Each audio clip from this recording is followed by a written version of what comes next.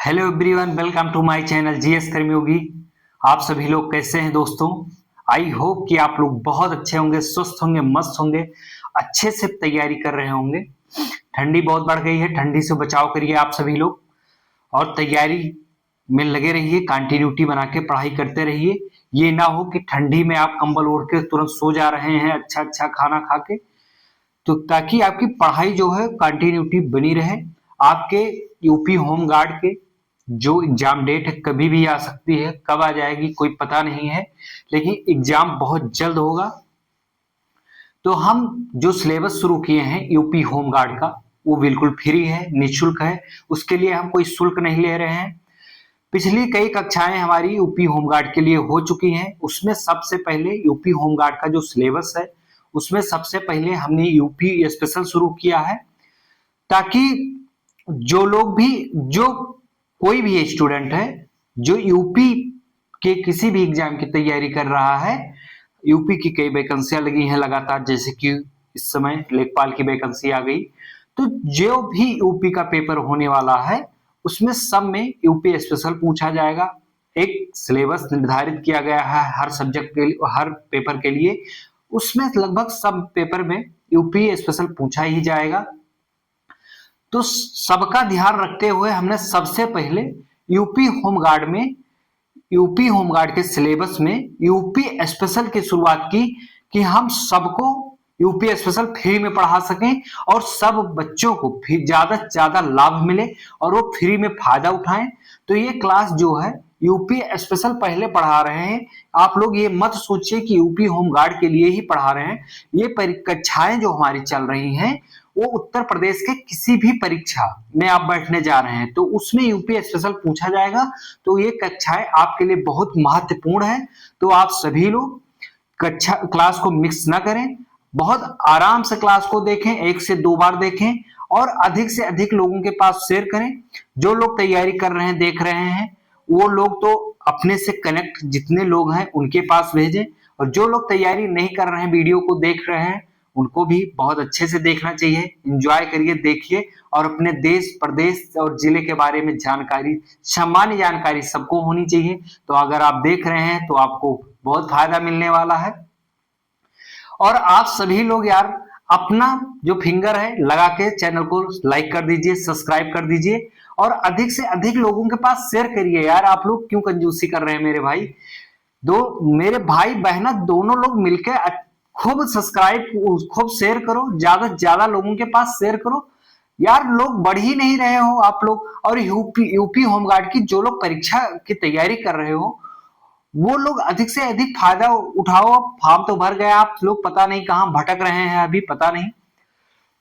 पिछली कक्षाएं जो हमारी हुई थी उसमें हमने उत्तर प्रदेश का मध्यकालीन इतिहास पढ़ा था। आज हम फिर उत्तर प्रदेश के मध्यकालीन इतिहास की बात करते हैं। जो बच गया था उसको हम पढ़ते हैं और उत्तर प्रदेश का मध्यकालीन इतिहास जो है हम उसी को पढ़ रहे हैं, भारत के मध्यकालीन इतिहास को नहीं पढ़ रहे हैं।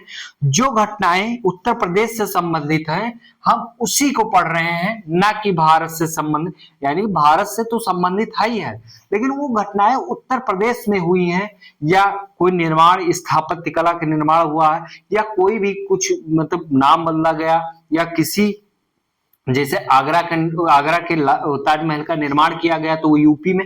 ऐसे जो हम एग्जाम्पल दिए हैं हम उसी की बात किए हैं अपनी क्लास में। और जब हम इतिहास पढ़ाएंगे, आपको मध्यकालीन इतिहास पढ़ाएंगे, तो हम आपको अच्छे से पूरा इतिहास पढ़ाएंगे शुरू से। यानी कि हमने कहा ही है हम जीरो से लेकर और आपको आगे तक लेकर जाएंगे, जितना आगे तक लेकर जाया जाएगा आपके सिलेबस के अकॉर्डिंग। तो हम बात करते हैं सबसे पहले आगरा और इलाहाबाद के किले का निर्माण किसने करवाया था।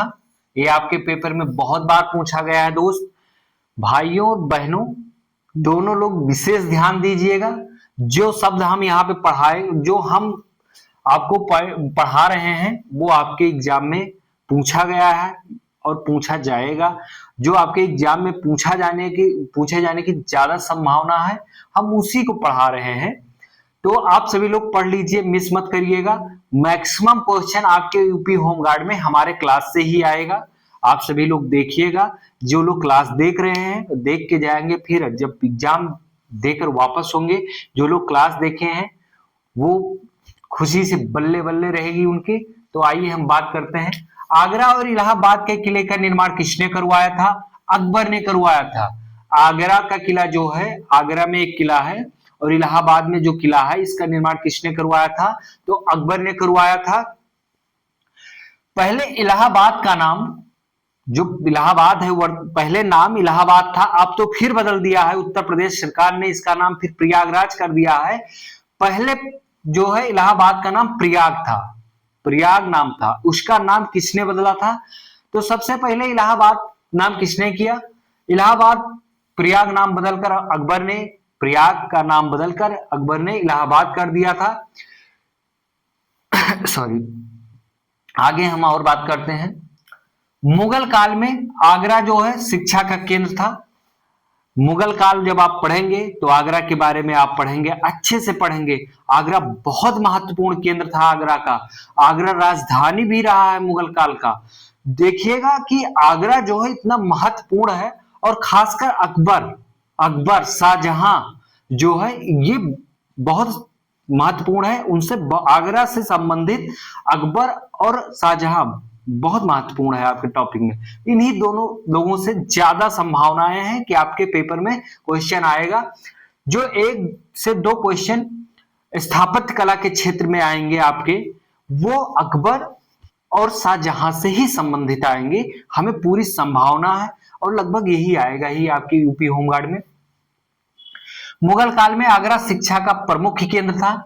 यूरोपीय यात्री बर्नियर और राफेल फिंच ने आगरा के वैभव की प्रशंसा की है अपनी। बर्नियर जो है यूरोपीय यात्री था और राफेल फिंच भी, ये जो अपनी पुस्तक लिखे हैं उसमें आगरा के वैभव की, यानी कि आगरा के बारे में उन्होंने प्रशंसा की है कि आगरा उस टाइम पे कैसा था। उसके पीछे ये रीजन है कि जब राफेल फिंच और बर्नियर जब इंडिया आए तो इंडिया जो मुगल काल का शासन प्रशासन संचालित होता था वो आगरा से होता था। तो इसलिए आगरा उस समय अपने वैभव के पर चरम काष्ठा पे था। ठीक है, सॉरी गलत समझने को गया, अपने वैभव के चरम पे था। तो इसलिए यूरोपीय यात्री बर्नियर और राफेल फिंच ने आगरा की प्रशंसा अपनी पुस्तक में की है। इन्होंने जो पुस्तक यानी किताब लिखी है उसमें वैभव की, यानी कि आगरा के वैभव की प्रशंसा की है। 1 से 2 बार 3 बार हम इसलिए बता रहे हैं आपको कहीं और जाना ना पड़े, कहीं और पलटना ना पड़े, आपको इसी कक्षा में सब कुछ याद हो जाए। हमारी पूरी कोशिश रहती है कि आपको हम अपनी कक्षा में सब कुछ याद करा दें। आप 1 से 2 बार वीडियो देखें तो आपको सब याद हो जाए मेरे दोस्त। आगरा में नूरजहां ने अपने पिता एतमादुद्दौला, ये बहुत इंपॉर्टेंट है भाई, ये आईएमपी लगा देना, ठीक है, ये आईएमपी और इसको भी आईएमपी में लगा लेना। हम जितने भी कोई जो हम बुलेट पॉइंट पढ़ा रहे हैं ये बहुत इंपॉर्टेंट है, हम उसी को लेकर आए हैं जो आपके एग्जाम में पूछा जाने और सीधा सीधा छपने वाला है। आगरा में नूरजहां ने अपने पिता एतमादुद्दौला का मकबरा बनवाया था। किसने? नूरजहां ने। नूरजहां ने अपने पिता का मकबरा कहां बनवाया था? आगरा में बनवाया था। इनके पिता कौन थे? एतमादुद्दौला थे। विश्व प्रसिद्ध, आइए, जो लोग कहते हैं ना कि प्यार हो तो शाहजहां और मुमताज जैसा, तो आइए देखते हैं। विश्व प्रसिद्ध ताजमहल, विश्व के 7 अजूबों में एक आपका ताजमहल है जो आगरा में स्थित है। कहां पे? आगरा में। आगरा में ताजमहल है और मोती मस्जिद भी आगरा में है। मोती मस्जिद जो है आगरा के ताजमहल के अंदर ही बनी हुई है। और किसने बनवाया था इसको? शाहजहां ने बनवाया था। शाहजहां ने क्यों बनवाया था? अपनी प्रेमिका यानी कि पत्नी मुमताज महल की याद में बनवाया था। प्यार हो तो शाहजहां और मुमताज जैसा हो जो अमर रहे, लोग उसकी प्रशंसा करें, उसके उदाहरण दें, तो प्यार ऐसा होना चाहिए शाहजहां और मुमताज जैसा। शाहजहां ने मुमताज की याद में ताजमहल बनवाया था। भाई कमेंट में बताना आपने अपनी प्रेमिका के लिए क्या किया है। बाकी हम आगे इसके बारे में बात करते हैं। विश्व प्रसिद्ध ताजमहल और मोती मस्जिद आगरा में जो स्थित है, इसका निर्माण किसने करवाया था? शाहजहां ने। ये बहुत इंपॉर्टेंट है यूपी होम गार्ड के लिए, विशेष ध्यान दीजिएगा बच्चों, या उत्तर प्रदेश के किसी भी परीक्षा में आप बैठने जा रहे हैं। जो ताजमहल है ये शाहजहां ने बनवाया था, कहां? आगरा में। और मोती मस्जिद आगरा में, जिस पे आपने विशेष ध्यान देना है, क्योंकि आपकी आगरा का ताजमहल के आगे मोती मस्जिद छिप जाती है और ये ऐसे रह जाती है। एग्जामिनर उठता है, क्या काम करता है? जो चीज बहुत फेमस नहीं है उसी को पूछ लेता है। तो जो मोती मस्जिद है आगरा की, उसका निर्माण किसने करवाया था? शाहजहां ने करवाया था। और एक मोती मस्जिद जो दिल्ली में है, उसका निर्माण किसने करवाया था? आप लोग कमेंट में बताना, हम बता दे रहे हैं। उसका निर्माण औरंगजेब ने करवाया था। फतेहपुर सीकरी 1573 से लेकर 1588 तक मुगल की राजधानी रही थी। इस टाइम किसका शासनकाल था? अकबर का था। अकबर अपना शासन कहां से चला रहा था? आगरा से चला रहा था। और अकबर जो है वो अपनी राजधानी फतेहपुर सीकरी क्यों बना लेता है? आइए जानते हैं। फतेहपुर सीकरी में जो शेख सलीम चिश्ती हैं, वहां पे उनके खानकाह में अकबर के पुत्र सलीम, जिसका नाम आगे चलकर जहांगीर हो जाता है, उसका जन्म हुआ था। अकबर के कोई पुत्र प्राप्ति नहीं हो रही थी, लेकिन जब वहां पे जहांगीर का जन्म हुआ तो अकबर ने फतेहपुर सीकरी में ही शेख सलीम चिश्ती रहते थे, उन्हीं के खानकाह में शेख सलीम यानी कि जहांगीर का जन्म हुआ। तो फतेहपुर सीकरी को अकबर ने क्या किया? अपनी राजधानी बना लिया। उसके पीछे क्या था? क्योंकि वहां पे सलीम का जन्म हुआ था। देखिए, शेख सलीम चिश्ती के कारण, शेख सलीम चिश्ती वहां रहते थे, इसीलिए फतेहपुर सीकरी को पवित्र भूमि मानता था। अकबर से पवित्र भूमि मानता था। किसको? फतेहपुर सीकरी को। इसीलिए अकबर ने फतेहपुर सीकरी को अपनी राजधानी कुछ समय के लिए बनाया था। और अपने पुत्र, जिसका नाम बाद में जहांगीर हुआ, पहले क्या था? सलीम नाम क्यों रखा था? क्योंकि शेख सलीम चिश्ती की खानकाह में इसका जन्म हुआ था, तो इसलिए शेख सलीम चिश्ती के नाम से सलीम जो है वो सलीम ही नाम अकबर ने अपने बेटे जहांगीर का नाम सलीम रखा था, जो आगे चल के उसका नाम जहांगीर हो जाता है। तो जहांगीर का जन्म कहां हुआ था? शेख सलीम की खानकाह में हुआ था। आप लोग समझ पाए कि नहीं? हम फिर से एक बार बता दे रहे। फतेहपुर सीकरी 1573 से 1588 तक मुगल राजधानी रही थी। अकबर शेख सलीम चिश्ती के कारण, शेख सलीम चिश्ती जो है वो फतेहपुर सीकरी में रहते थे, इसलिए अकबर ने उसको पवित्र भूमि मानता था। और पवित्र भूमि क्यों मानता था? क्योंकि उसी के खानकाह में, जहां वो रहते थे, उसी में इनके पुत्र का जन्म हुआ था। और अपने बेटे का नाम शेख सलीम चिश्ती की खानकाह में जन्म होने के कारण इन्होंने सलीम रखा था, जो आगे चलकर इसका नाम जहांगीर पड़ा। और फतेहपुर सीकरी को वहीं पे पुत्र का इनके जन्म हुआ था, इसीलिए कुछ समय के लिए 1573 से 1588 के लिए फतेहपुर सीकरी को अपनी राजधानी बनाया था। अब समझ में आया होगा आपको। फतेहपुर में अकबर के स्थापत्य का प्रतीक, फतेहपुर सीकरी में अकबर ने कौन कौन से स्थापत्य का निर्माण करवाया था? आइए जानते हैं। ये IMP लगा लीजिए, क्योंकि आपके पेपर में इससे कोई ना कोई पूछा जाएगा। याद कर लेना, यहीं पे याद करते हैं। आइए देखिए, फतेहपुर सीकरी में अकबर ने बुलंद दरवाजा, शेख सलीम का मकबरा, जामा मस्जिद, जोधाबाई का महल, दीवाने खास, बीरबल का भी महल, मरियम का महल, पंचमहल आज का निर्माण अकबर ने फतेहपुर सीकरी में करवाया था। किस किस का? एक बार फिर से जान लेते हैं, यहीं पे याद हो जाए। फतेहपुर सीकरी में अकबर ने बुलंद दरवाजा, शेख सलीम का मकबरा, जामा मस्जिद, जोधाबाई का महल, दीवाने खास, बीरबल का महल, मरियम का महल, पंचमहल आज का निर्माण अकबर ने फतेहपुर सीकरी में करवाया था। जो आगरा के पास में है सिकंदरा। सिकंदरा में अकबर ने अपने मकबरे का निर्माण शुरू किया, जो पूर्ण नहीं हो सका। बाद में अकबर ने अपना मकबरा कहां बनवाया था? सिकंदरा में। भाई यार बहुत बार पूछा गया, लिख के रख लो, किसी ना किसी एग्जाम में आपके जरूर मिलेगा कि अकबर का मकबरा कहां है? सिकंदरा में है।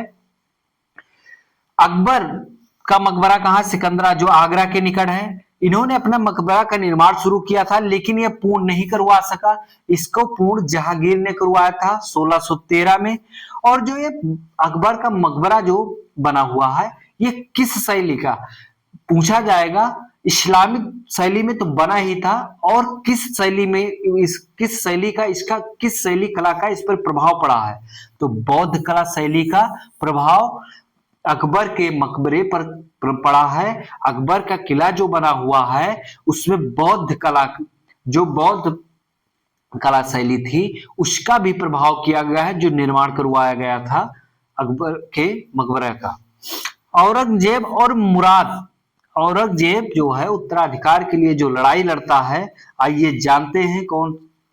औरंगजेब एवं मुराद की संयुक्त सेना ने 29 मई 1658 को आगरा के निकट समूहगढ़, बहुत बहुत इंपॉर्टेंट है भाई मेरे, मैं जितने भी जो टॉपिक में लाता हूं, जो कुछ भी उसमें पढ़ाता हूं, जो आपके पेपर में छपने वाला है वही मैं लेकर आता हूं। औरंगजेब एवं मुराद की संयुक्त सेना 29 मई 1658 को आगरा के निकट समूहगढ़ में युद्ध में दारा सिकोह की सेना को पराजित किया था। किसकी सेना को पराजित किया था? दारा सिकोह की। कहां पे? समूहगढ़। समूहगढ़ का युद्ध कब हुआ था? 29 मई 1658। ये लिख के रख लो, ये भैया आपके यूपी पीसीएस से लेके यूपी के सभी परीक्षाओं में पूछा जा चुका है, और आपके परीक्षाओं में भी पूछा जाएगा, तो ये याद कर लेना भाई। ये कब हुआ था समूहगढ़ का युद्ध? 29 मई 1658, याद कर लेना। औरंगजेब एवं मुराद की संयुक्त सेना एवं दारा सिकोह के बीच हुआ था। इलाहाबाद के निकट खजुहा है, इलाहाबाद के पास में खजुहा है एक स्थान, वहां पे 5 जनवरी 1659, इलाहाबाद के निकट खजुहा में 5 जनवरी 1659 को औरंगजेब ने शाह शुजा को हराकर उत्तराधिकार युद्ध में निर्णायक रूप से विजय प्राप्त की थी। ये युद्ध जीतने के बाद औरंगजेब शासक बन गया था। उसके शासन की बागडोर जो है औरंगजेब के हाथ में आ गई थी। दारा सिकोह जो था, जिसको औरंगजेब ने पराजित किया था, ये इसका भाई था। ये बहुत विद्वान था। ये उस टाइम पे शाहजहां का सबसे, मतलब फेवरेट कह सकते हैं, सबसे अच्छे लड़कों में से एक था। ये बहुत पढ़ा लिखा विद्वान बेटा था, लेकिन इसका और औरंगजेब का जो टकराव होता है समूहगढ़ के युद्ध में, उसमें दारा सिकोह की सेना पराजित होती है और वो मारा जाता है बाद में। तो इस प्रकार का आपका उत्तर प्रदेश का मध्यकालीन इतिहास है। आप सभी लोग जितना इंपॉर्टेंट हमें लग रहा था हमने पढ़ाया। अगर आपको कम लग रहा हो तो आप सभी लोग कोई पुस्तक खरीद लीजिए और पढ़ाई करिए। उसी के साथ हम अब चलते हैं, अगली क्लास में मुलाकात होगी हमारी और आपकी। जय हिंद, धन्यवाद। आप स्क्रीनशॉट ले लीजिएगा।